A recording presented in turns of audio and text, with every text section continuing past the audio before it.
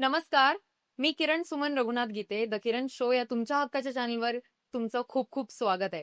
आपण पाहतो की स्थानिक स्वराज्य संस्थेच्या निवडणुकांची रणधुमाळी सुरू आहे. सगळीकडे जोरात प्रचार सुरू आहे आणि त्यातले त्यात पुणे महापालिकेच्या अनेक मोठमोठ्या नेत्यांच्या देखील चर्चा आपल्याला ऐकायला मिळत आहेत. तसेच भाजपाचा जर आपण विचार केला तर भाजपनं अनेक उमेदवारांची तिकीटं कापल्याची देखील चर्चा केली जाते. ज्यांना अनुभव होता, जे बऱ्याच वर्षांपासून भाजपसोबत निष्ठावंत होते, अशा व्यक्तींची देखील भाजपनं उमेदवारी नाकारलेली आहे.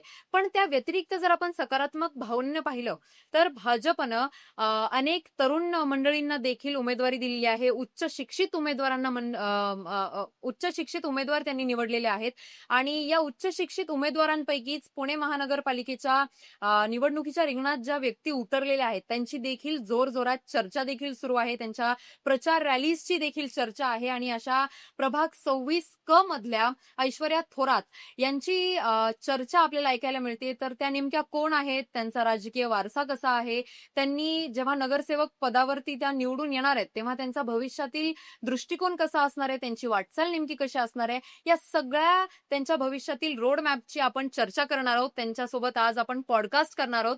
आपण पहिल्यांदा तर ऐश्वर्याजींचं स्वागत करूयात. तुमचं खूप खूप स्वागत आहे ताई. धन्यवाद.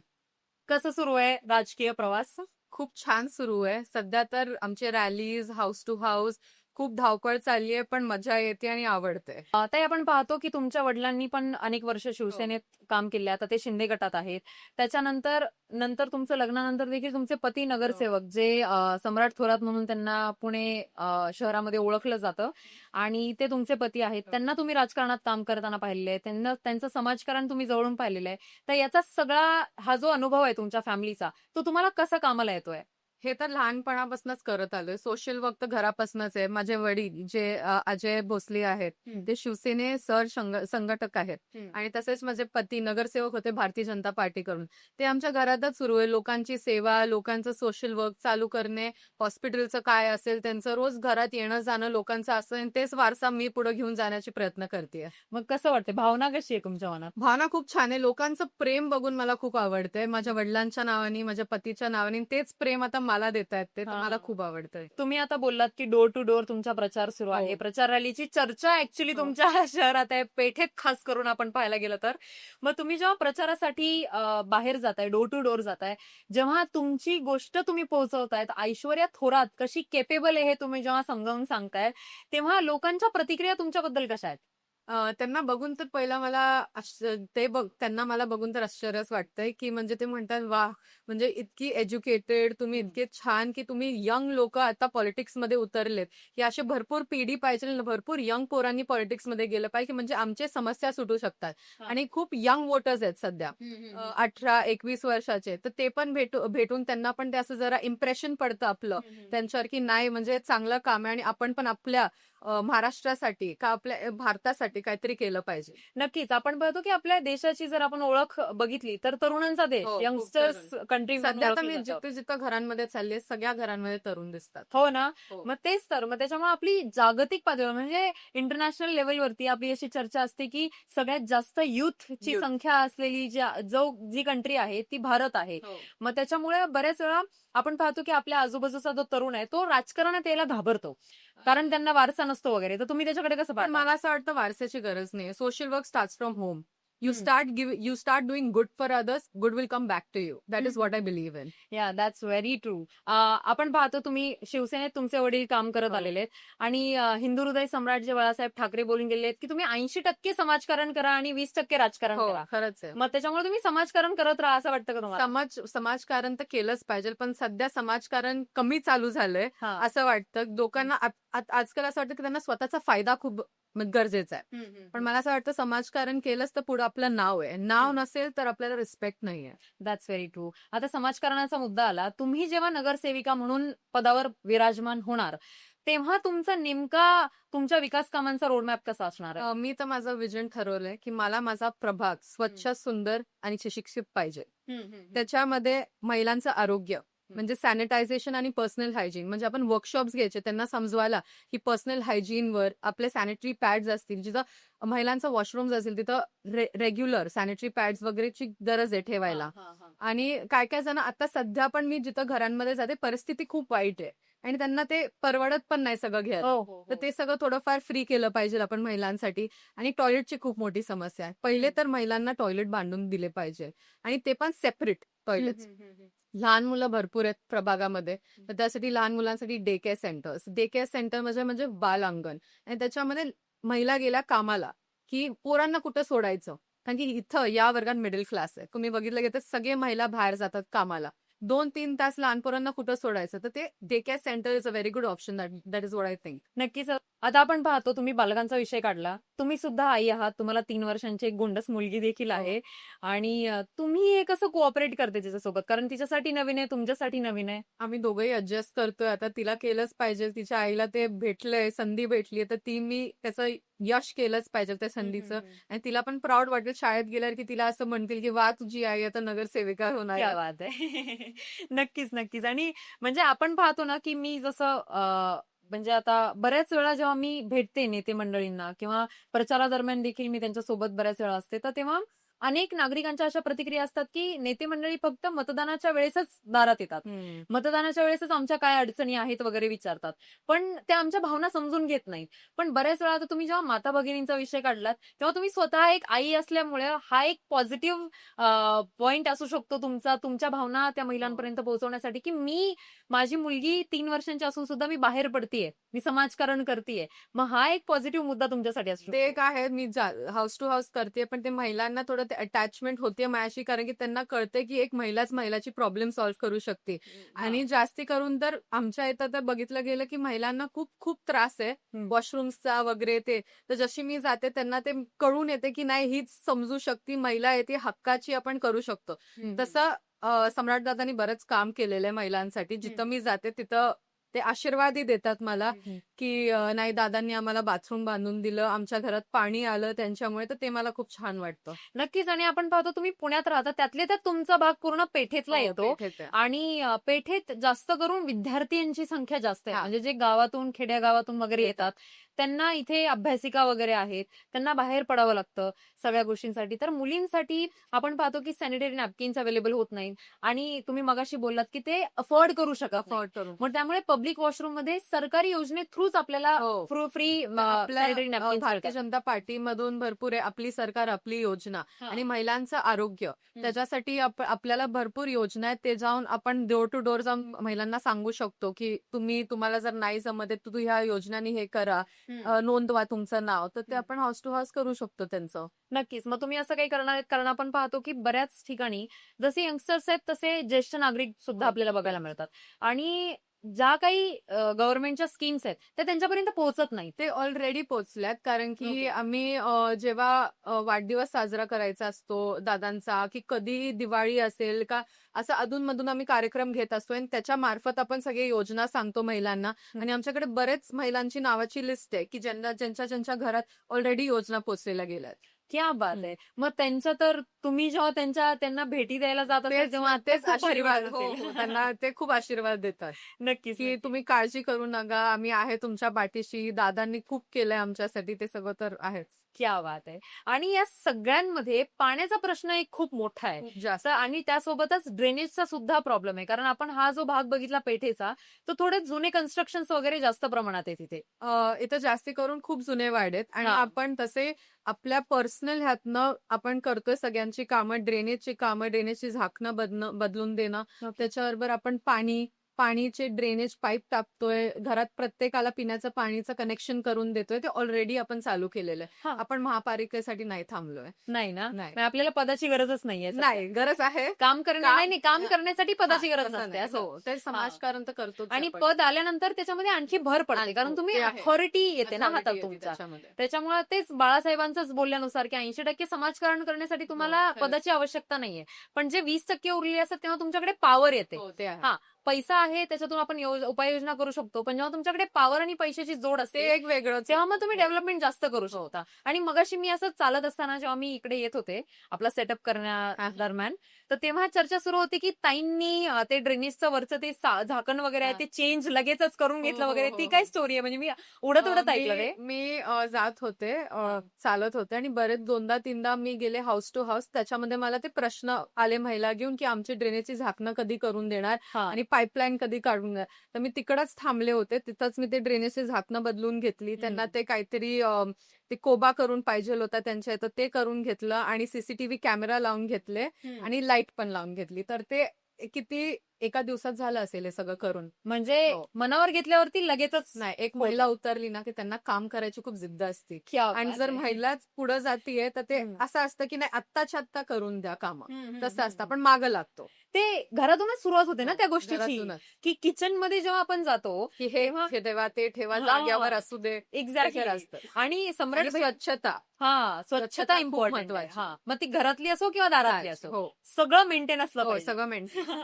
सम्राट दादांसोबत अशाच गप्पा सुरू असताना सम्राट दादा म्हणत होते की माझ्या बायकोला ओसीडीचा प्रॉब्लेम आहे, त्यामध्ये मग तुमच्या बाबतीत स्वच्छतेचा काही प्रश्नच उत्पन्न हो, होऊ नाही, शकत नाही. बिलकुल नाही होणार.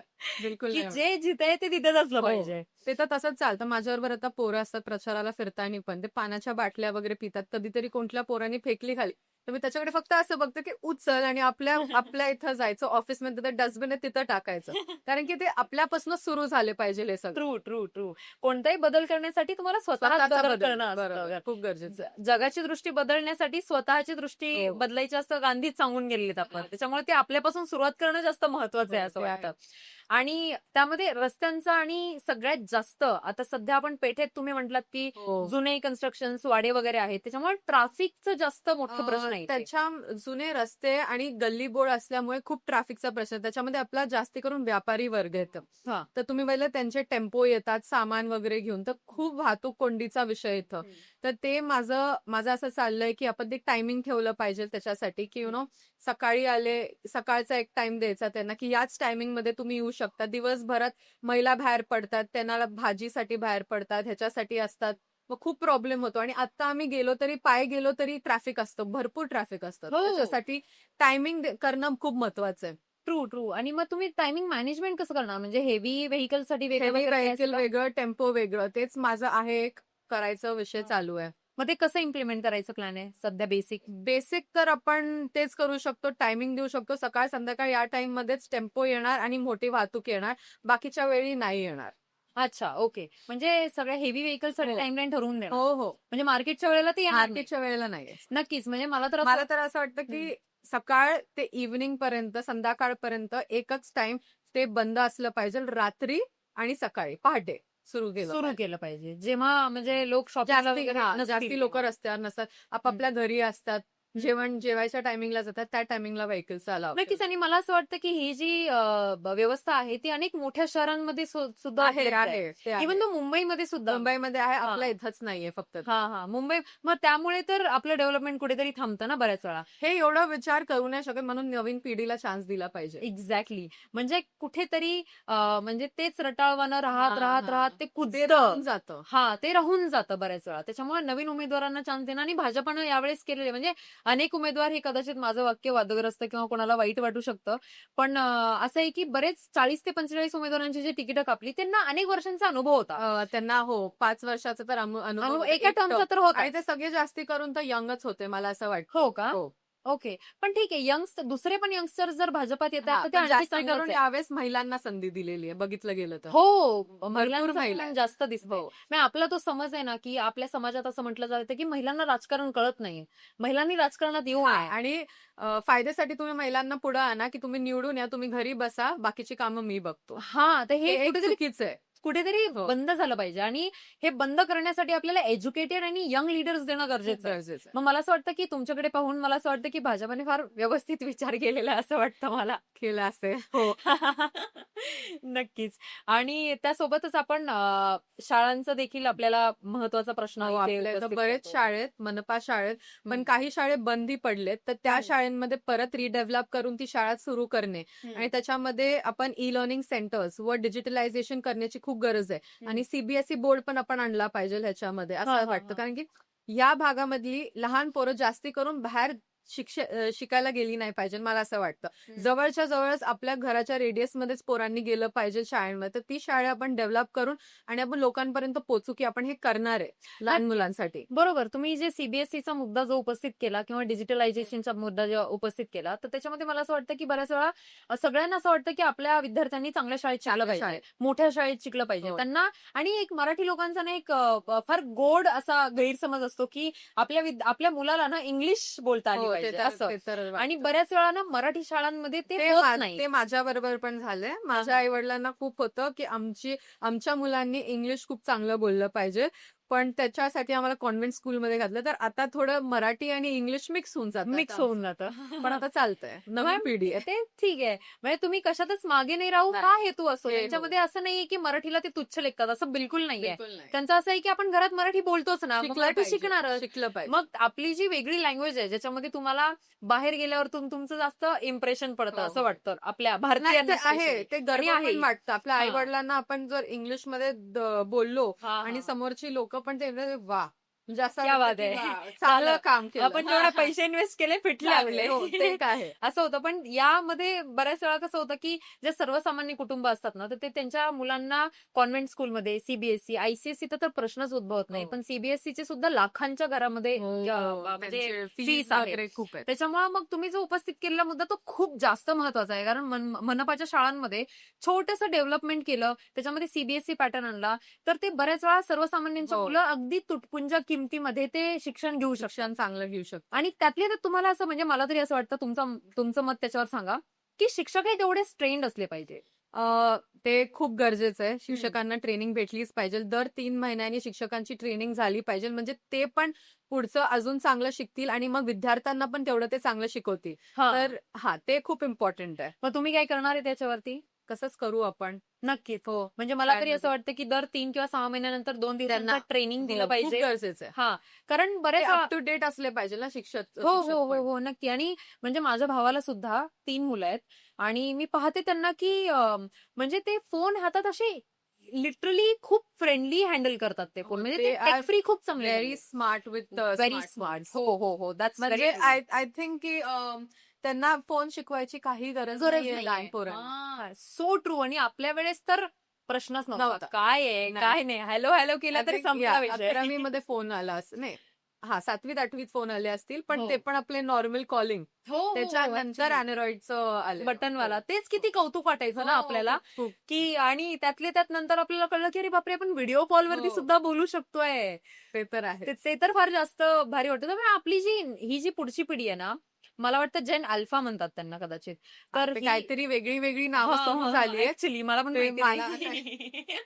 तर त्या विद्यार्थ्यांना असं आहे की सांगण्याची गरजच नाहीये. नाही त्यांना बिलकुल गरज नाहीये. त्याच्यामुळे ते स्वतःच शिकतायत आणि टेक फ्री होत आहेत. तर मला असं वाटतं की त्यांच्या शाळांमध्ये सुद्धा डिजिटलायझेशनला जर पॉझिटिव्हली गरज आहे. घेतलं तर हो. ते खूप जास्त फायदेशीर राहील. मला असं वाटतं डिजिटलायझेशन केलं ना की त्यांना तेवढं इंटरेस्ट येईल जास्ती शिकायला. हो, बरोबर, बरोबर. कारण की फोन एवढा जर वापरायला आवडतं तर शिकायला पण आलंच पाहिजे तेवढंच. डेफिनेटली. आणि त्याचा आपण म्हणजे आपण म्हणतो की डोळ्यांवरती त्याचा ताण इफेक्ट होईल येतो. वगैरे, पण ते तर आहेच. पण बघायला गेलं तर सगळ्या गोष्टींचे एक पॉझिटिव्ह म्हणजे प्रोज अँड कॉन्स असतातच. मग त्याच्यामुळे आपण मला असं वाटतं की पॉझिटिव्ह साइड्स बघून त्याच्यामध्ये जर जास्त हो. इम्प्रुव्हमेंट केली. कारण आपण म्हणतो ना की आपण 10वी नंतर नाही का आर्ट्स घ्यायचंय, कॉमर्स घ्यायचंय, सायन्स घ्यायचंय, हा तुला ज्याच्यामध्ये इंटरेस्ट आहे ना ते तू ते करा. घे. जास्ती करून आपल्या टायमिंग मध्ये आपल्या आई वडील आपल्याला फोर्स करायचे की तुम्ही हेच करा. डॉक्टर किंवा इंजिनियर. डॉक्टर किंवा इंजिनियर किंवा बघा दुसरं अजून काय पण हा. व्हायचंय. हो. पण आपल्यावर असतं की आपल्याला किती झेपतंय. पण आजकाल ते हा. चांगलं आहे की जास्ती करून विद्यार्थ्यांना फोर्स नाही करत की तुम्हाला जे आवडतं ज्याच्यात तुमची रुची आहे ते आपण त्याच्यात शिका. हो. म्हणजे मला पण असं वाटतं की मी एक आई आहे तर मी माझ्या मुलीला कधीच कुठल्या गोष्टीसाठी फोर्स करणार नाही. हेच तुला कर. जे आवडतं तू ते कर पण बिलकुल. चांगली शिक. पण मग मला असं वाटतं याच्यासाठी सुद्धा मला असं वाटतं की आपल्या समाजामध्ये जनजागृती केली पाहिजे घरच्यांसाठी. कारण खूप गरजेचं. आपण म्हणतो ना की तुम्ही काउन्सिलिंग करा सगळ्यांचं. जसं आपण विद्यार्थ्यांचं काउन्सिलिंग करण्याची वेळ येते एका टाइम नंतर जेव्हा ते डिप्रेस्ड असतात किंवा ते कन्फ्युज असतात. तर यामध्ये जेव्हा काउन्सिलिंगची वेळ येते ना, तर मला असं वाटतं की विद्यार्थ्यांसोबत त्यांच्या आईवडिलांना सुद्धा बसवलं पाहिजे काउन्सिलिंगसाठी, बरोबर. की तुम्ही फोर्स नका आपल्या करू. इथं काउन्सिलिंग म्हणजे असं वाटतं की आजार आहे. आजार आहे. हो. तर counselling is very healthy. That is hmm. What I feel. आणि मला असं वाटतं की आजकाल ते काउन्सिलिंगला इम्पॉर्टन्स देणं खूप गरजेचं आहे. कारण की आपल्या टायमिंगला काउन्सिलिंग नव्हतं. तो आपण वायफर व्हायचं की हे करायचं का, हे करायचं का, ते करायचं. Here they get a proper perspective की मला हे म्हणजे हेच करायचंय. हो, हो, हो. त्याचा जास्त फायदा आपण हो. करून घेऊ शकतो मला असं वाटतं. आणि त्याच्यासोबत आपण आता जेव्हा आई-वडिलांचा विषय झालेलाच आहे, विद्यार्थ्यांचा झालेला आहे. तर त्याच्यासोबत आपण जेव्हा ज्येष्ठ नागरिक आणि महिलांचा जेव्हा विचार करतो, तेव्हा या 2 कम्युनिटी म्हणजे 2 ज्या गोष्टी आहेत, त्या दोघांकडे ना त्यांच्या आरोग्यावरती फार दुर्लक्ष केलं जातं. म्हणजे महिला असं आहे की सगळ्या घराची जबाबदारी आपल्या हो. डोक्यावर घेऊन चालते आणि स्वतःच्या आरोग्याकडे दुर्लक्ष जिथं जाऊ करते. तिथं मी बघतेय महिला किचनमध्ये काम करतेय, बाहेर येतेय, भेटतीये आम्हाला. जेव्हा मी पत्रकं वाटायला जातोय हां, हां. असे प्रचाराचे, हां, हां. तर महिला किचनमध्ये असते की येती बाहेर मुलांना सांभाळते. सगळं एक महिला एकटी करू शकते. हो, हो, हो. तर मग त्याच्यामध्ये आणि आजी आजी पण असतात. बरेचशा घरात मी गेलीये की आजी आहेत, ते वयस्कर आहेत, ते बसलेत. पण त्यांच्या मनात जी भावना आहे ना, त्यांना बघून खूप छान वाटतं मला आणि त्यांचा हो. आशीर्वाद. नक्कीच. त्यांचा मग तुम्ही या ज्येष्ठ नागरिकांसाठी किंवा महिलांसाठी आरोग्य शिबिरं वगैरे भरवणार आहे? ते मी तुम्हाला पहिलं सांगेल, की आम्ही ऑलरेडी ते सुरू केलेलं आहे सुरू केलेलं आहे. महिलांसाठी आणि ते ओके. नेहमी करतो आम्ही. हं, हं. वर्षातनं 3दा शिबिर असते आपल्याकडे. ओके. तर महिलांचं आरोग्य, त्यांचं काही लागलं हेल्थ चेकअप वगैरे आपण ते ऑलरेडी केलंय आणि ते करतही राहू पुढं. हं, हं, हं, हं. नक्कीच. मग आता आपण जेव्हा पाहतो, तुम्ही प्रचाराला जाता, तुमच्या प्रभागात जेव्हा तुम्ही फिरता, तेव्हा तुम्हाला अशा प्रामुख्यानं कोणत्या अडचणी ज्या दिसतात, त्या तुम्हाला एकदम पहिल्यांदाच सॉल्व्ह करायच्यात लगेचच आता? मी निवडून आल्यानंतर तर पहिलं मला महिलांसाठी बाथरूम बांधायचे. ओके. काही करून त्यांच्यासाठी पहिलं बाथरूम करायचे, त्यांचं आरोग्याचं बघायचंय आणि जास्ती करून कचरा, ड्रेनेज आणि पाणी हं, पुरवठा हं, प्रत्येकाच्या घरी. हं, पाणी तर आहेच, बऱ्याच घरांच्या घरात आहे, पण काय-काय वाड्यांमध्ये जे जुनी घर आहेत, हं, हं. तिथं खूप प्रॉब्लेम चालू आहे पाण्याचा. तर हं, ते हं. ते सोडवायचं खूप गरजेचं आहे आता. तुम्ही तुमच्या प्रभागातल्या कचऱ्याचा प्रश्न कसा सोडवणार आहेत? कचरा तर मला असं वाटतं, की जे स्थानिक आहेत आपल्या इकडचे प्रभागामधले, त्यांनी स्वतःहून पण बघितलं पाहिजे, की आपण कचरा रात्री ठेवतोय बाहेर, दुसऱ्या दिवशी गाडी घेऊन जाते, परत ते कचरा टाकतायत. हं. म्हणजे मला असं वाटतं ते आपल्या स्वतःहूनच कळलं पाहिजे लोकांना, की कचरा मुक्त तर आपण आपण स्वतःहून ते इम्प्लिमेंट केलं तरच ते बाहेर पोहोचू शकतं आणि आपला प्रभाग सुंदर दिसू शकतो. बिलकुल. त्याच्यामुळे स्वतःनीच परत इथे तो मुद्दा येतो, की स्वतःपासून सुरुवात केली पाहिजे. स्वतःपासून सुरुवात केली पाहिजे. हां. आपलं घर स्वच्छ आपल्याला लागतं, तसंच आपला प्रभाग पण स्वच्छ पाहिजे. हां, म्हणजे आपण याला काही अर्थ नाही ना, की आपण आपला कचरा काढायचा आणि आणि आपल्याच घराच्या दारासमोर बाहेर टाकायचा टाकायचं. किंवा शेजारच्याच्या दारासमोर टाकायचा. तो इव्हेंच्युअली हवेनं उडून आपल्याच दारात येणार आहे. तसा बघायला गेलं ती गाडी रेग्युलर असते. गाडी रोज कचरा घेऊन जाते. कधी कोणी आपल्या ऑफिसवर कंप्लेंट जरी केली, की आमचा कचरा उचला, लगेच गाडी पोहोचते आणि कचरा पण क्लीन होतो. आणि ते बरेच जागेवर झालेलं आहे, की खूप अप्रिशिएट पण केलं ह्याच्याबद्दल, की नाही दादांना एक फोन केला, की लगेच कचरा येतो, गाडी पण घेऊन जातो. क्या तर बात ते है! एक आहे त्यांचं एक. नक्कीच. मग तो तो एक तुमच्यासाठी प्लस पॉइंट असू शकतो ना, हे की बेस ऑलरेडी तयार आहे. तयार आहे. फक्त फक्त त्याच्यात पदाची वाट बदल आहे आता नाही, सध्या. नाही. बदल आणायची खूप गरज आहे. हां. कामाचं जे तरीका आहे, ते हं. पण चेंज करायची खूप गरज आहे हं, आपल्याला. हं, हं. म्हणून त्याच्यासाठी आता मी आहे. नक्कीच आणि माहितीये का, ह्या पॉडकास्टला जे कोणी बघणार आहेत ना, त्यांना लक्षात येईल की व्हॉट एज्युकेशन लुक्स लाइक. हो या. यू नो म्हणजे तुम्ही एज्युकेटेड असता, तेव्हा तुम्ही अवेअर असता, तुम्हाला हो. तेवढी जाण असते. तुम्ही तेवढे प्रॉब्लेम लवकर म्हणजे प्लॅनिंग सगळं तुम्ही इम्प्लिमेंट सुद्धा इम्प्लिमेंट करू करू शकता. शकता. आणि आपल्या सगळ्या नेत्यांकडे मोस्टली प्लॅनिंग्स खूप असतात. प्लॅनिंग्स खूप असतात, त्यांच्याकडे सजेशन्स देणारी मंडळी खूप असतात, पण इम्प्लिमेंटेशन कुठेतरी कमी तेच पडतं. प्रॉब्लेम आहे. जेवढे लोकं आपण आता बघू, की आश्वासन देतील, "हो, हो, आत्ता करून देतो, हे करून देतो, ते करून देतो." पण करून देतो. हां. त्याच्यानंतर तुम्ही किती घरांमध्ये जाताय. दिवसाभरात तुम्ही 1000-2000 घर हाऊस टू हाऊस करताय. पण तुम्हाला ते दिवसभरात लक्षात राहतंय, की तुम्ही हां. काय करताय? तुम्ही कोणाला आता प्रॉमिस करून आले, की हे काम करायचं. तसंच मी माझ्यावर एक तोडगा ठेवलाय, हां. की तो तिथल्या तिथं लिहून घेणार. हां. ऑफिसमध्ये तक्रार जाणार. ते तक्रार 2 दिवस कंटिन्यूअस मी फॉलोअप घेणार. की केलं का? केलं का? हे केलंच पाहिजे. मग ते पोरं जरा राहतात, की असं नाही, नाही दीदीनी 3-4 वेळा विचारलं, आपल्याला ते काम केलंच पाहिजे. केलंच पाहिजे. आणि हां. म्हणून आता मला 3 फोन आलेत, की धन्यवाद ताई तुम्ही हे आम्हाला करून दिलं. क्या बात है! आत्ता दरम्यान. आता ह्याच्या इलेक्शनच्या पिरियडमध्येच. तेच तर तो पाठपुरावा करणं खूप गरजेचं आहे. खूप. म्हणजे तुम्ही राजकारणी फॅमिलीतून येता किंवा तुमच्याकडे किती पैसा आहे, ह्याचं काही काहीही गरज महत्व नाही पडत. नाहीये. काहीच नाही महत्व पडत. आपल्याला या सगळ्या गोष्टींना पैसा नाही लागत. नाही लागत. मन चांगलं लागतं, मन स्वच्छ लागतं. एक्झॅक्टली. आणि काम करण्याची ताकद लागते. बिलकुल 100% म्हणजे आणि हे सर्वसामान्य जनतेला काय हवं हवं असतं, की तुम्ही या, या तुम्ही आणि विचारा. तुम्ही काय? फक्त 2 शब्द विचारा की कसा आहात, कसे? कसे आहात? संपला विषय. ते तुमच्यावरती फ्लॅटर्न्ड होऊन जातात. हो, लाइक ते खरंय. लिटरली ते तुमच्यावरती ते प्रेम ते उधळतात. खरंय.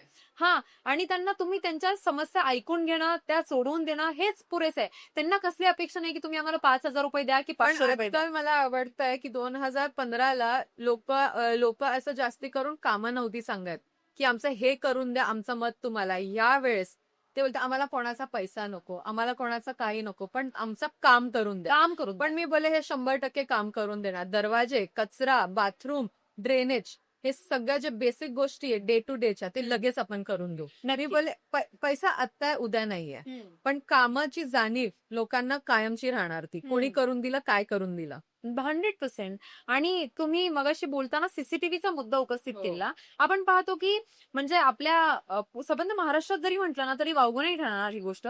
आपल्या शहरांमध्ये महिला खूप असुरक्षित आहेत आणि आपण पाहतो की पुण्यामध्ये बऱ्याच वेळा कोयत्याने हल्ला म्हणजे ते तर ठीक आहे मुलींवरती आतापर्यंत हल्ले नाही झाले. पण होतील याची वाट कशाला बघायची आहे?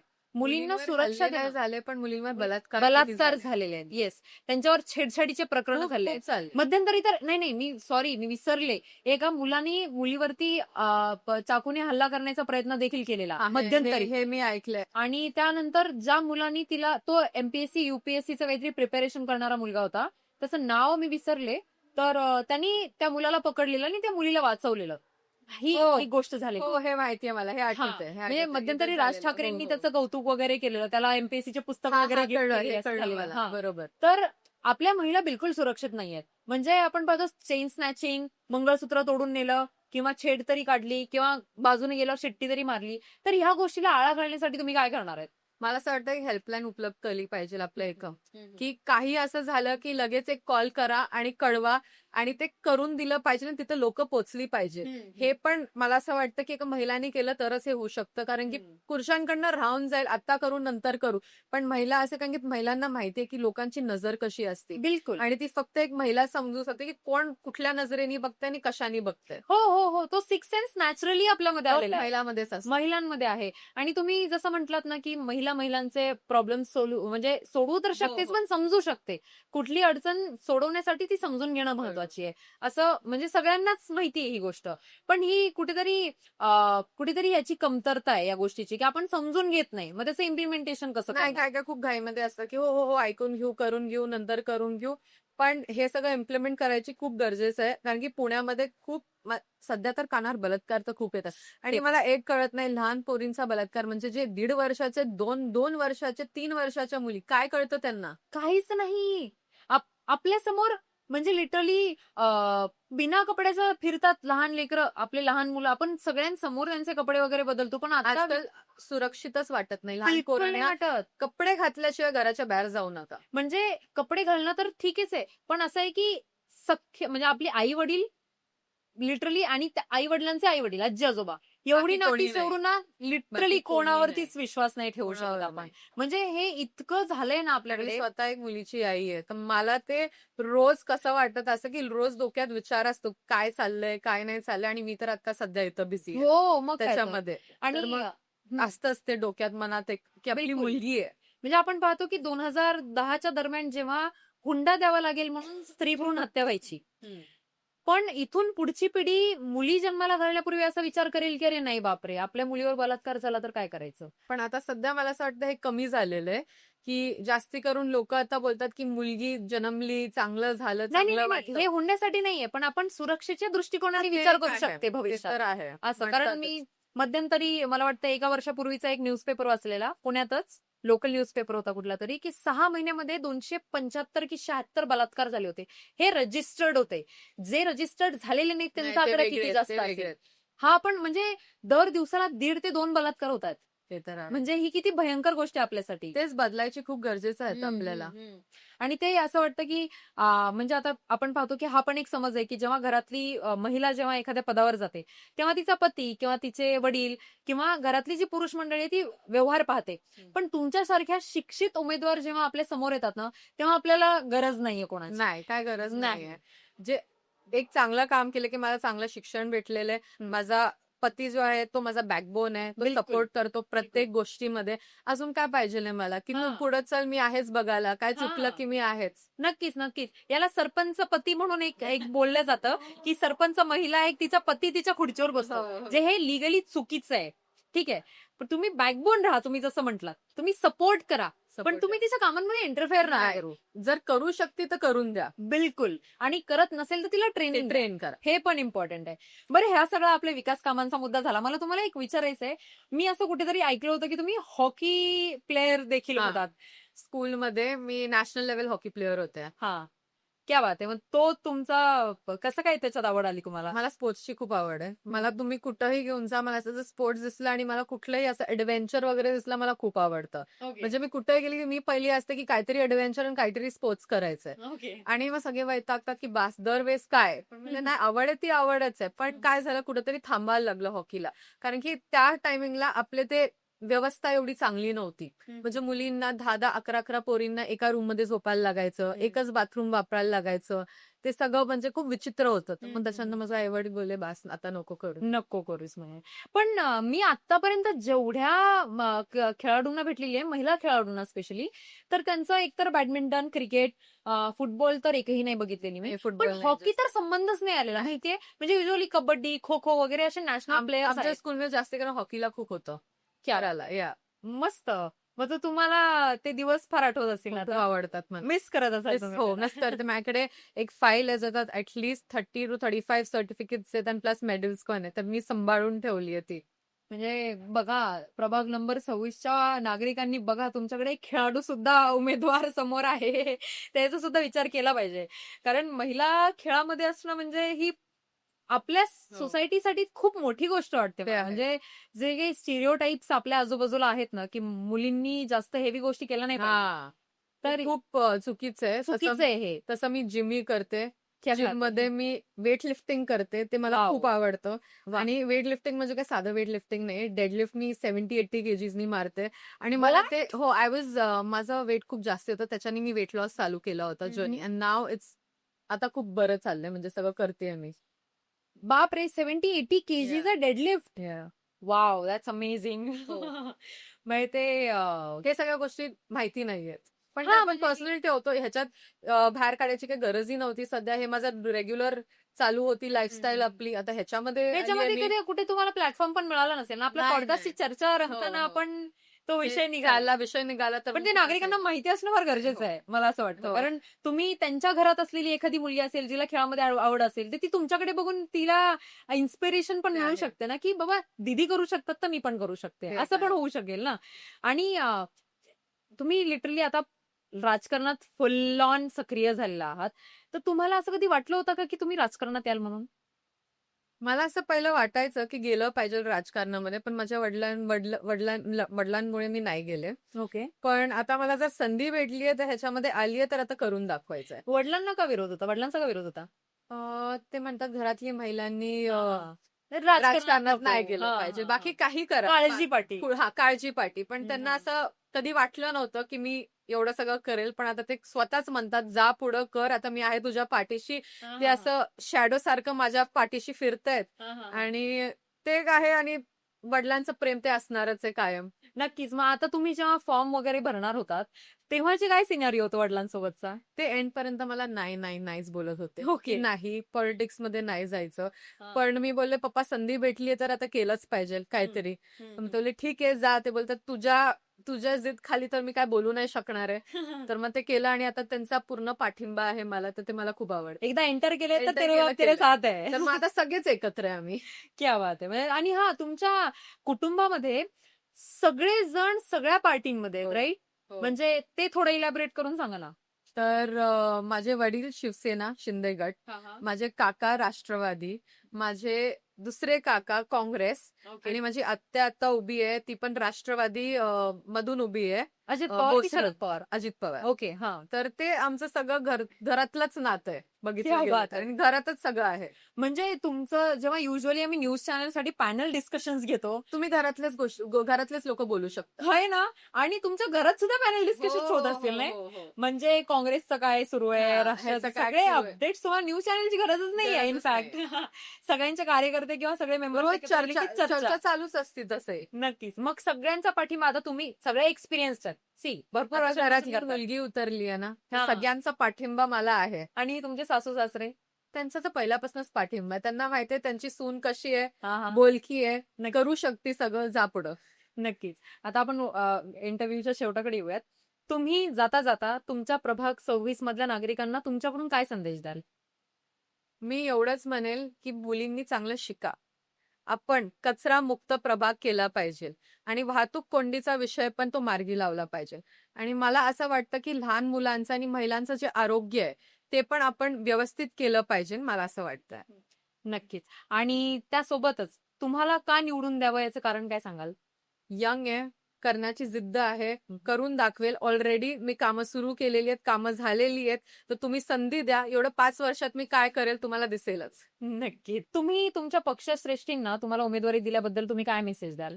सर्वप्रथम मी धन्यवाद करते. आपले मुख्यमंत्री देवेंद्रजी फडणवीस आणि आपले लाडके पंतप्रधान नरेंद्रजी मोदी, त्यांनी महिलांना संधी दिली, युवा नेतृत्वाला संधी दिली आणि त्यांचीच विचारधारा मी पुढे घेऊन जाईल. जय हिंद, जय महाराष्ट्र. तर तुम्हाला आमच्या ॲडगाईड मीडिया हाऊस आणि द किरण शोच्या सगळ्या टीमकडून तुम्हाला खूप खूप सदिच्छा. तुम्हाला या इलेक्शनमध्ये यश मिळो आणि धन्यवाद. लवकरच तुम्ही निवडून आल्यानंतर तुम्ही जे विकास कामं केली आहेत त्याचा देखील पॉडकास्ट करण्यासाठी आम्हाला नक्की. तुम्ही बोलवू. नक्की, नक्की या. धन्यवाद. नक्की. धन्यवाद.